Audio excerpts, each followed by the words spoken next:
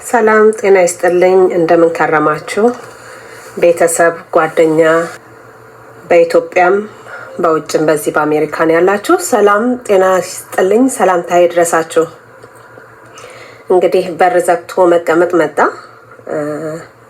በሁሉም ነገር የእግዚአብሔር ስም የተመሰገነ ይሁን። ሁሉም ለበጎ ነው የሚለውን ማሰብ አለብን። በአሁን ሰዓት ስራ ሳይኖረን ወይንም ያልተጠበቀ የረፍት ጊዜ ሲኖረን ምን ማድረግ አለብን? ምን እንስራበት ልንል እንችላለን። ብዙ የሚሰሩ ነገሮች አሉ።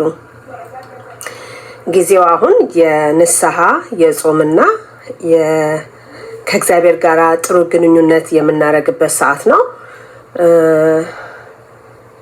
ራሱን ችሎ ሁሉ ነገር የሚመጣበት ምክንያት አለው። በእግዚአብሔር ምክንያት አለው። ሁሉም ነገር ለበጎ ነው።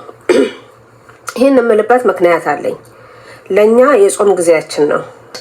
ሰዓቱን የእግዚአብሔር መገናኛ ከእግዚአብሔር ጋር ሰዓት የማሳለፊያ የመጸለያ ለሀገራችን፣ ለወገኖቻችን፣ ለጓደኞቻችን፣ ለቤተሰቦቻችን ሁሉ የምንጸልይበት ከእግዚአብሔር ጋር መልካም ግንኙነትን የምናደርግበት እንዲሆን ልጠይቅ ነው ዛሬ ወጣሁትኝ። ይሄንን ስል የማይረቡ የዩቲዩብ የምንከታተላቸው ሰዎች አሉ። ለህይወታችን የማይጠቅሙን፣ ለኑሯችንም የማይጠቅሙን፣ ብዙ ደግሞ ለህይወት የሚጠቅሙ ከሙያ ጀምሮ የሚያስተምሩ ከዛም አልፈው ለህይወት ትምህርት ደግሞ ብቁ የሆኑ አባቶች በተለያየ ዩቲዩብ በቤተክርስቲያኖች ሆነው ያስተምራሉ። ያንን እንድንከታተልም እየጋበዝኩኝ የማይጠቅምን ነገር ከህይወታችን እንድናወጣ ነው። ይሄንን ስል ለህይወታችን የማይጠቅም ማለት ለምሳሌ አንድ ሰው ስለሆነ ብሄር የሚያማልም ቢሆን የሆነ ነገር ቢሆን ያ ነገር በህይወታችን ውስጥ ህይወትን የሚዘራ ካልሆነ እሱን እንድንተው ማናቸውንም የኔ ጓደኛ የሆናችሁ ሁላችሁንም ለመጠየቅ ነው። ሌላው ደግሞ ይሄንን የጾም ሰዓት እንዴት እንጠቀምበት? ምንድነው የምንጠቀምበት? ከአምላካችን ጋር እንዴት አይነት ግንኙነት ያስፈልገናል? እኔ በበኩሌ የይቅርታ ጊዜ ነው ብዬ አምናለሁኝ።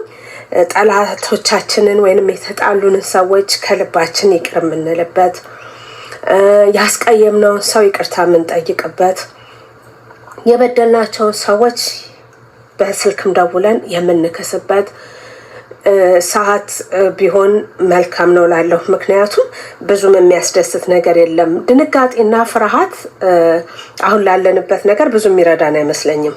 ጥንቃቄ በእርግጥ ይረዳናል። ነገር ግን ከፍርሃት ይልቅ እግዚአብሔርን ብናመልክበት፣ እግዚአብሔርን ብንለምንበት ከተወረወረ ነገር የሚያድን አምላክ አለን። ባለን ሰዓት ያለንን ነገር ከቤታችን እናስተላልፋለን። መልካም ነገርን እንዘራለን፣ ክፉ ነገርን እንሰብራለን። እግዚአብሔር አምላክ ሀገራችንን ይጠብቅ፣ ህዝባችንን ይጠብቅ። በዓለማችን ላይ የተነዛውን ይህንን የርኩስ መንፈስ በልጁ በወዳጁ ስም ያንሳልን። ክብር፣ አምልኮ፣ ስግደት ለጌታችን ለመድኃኒታችን ለኢየሱስ ክርስቶስ ይሁን። አመሰግናለሁ። ሰላም እደሩ።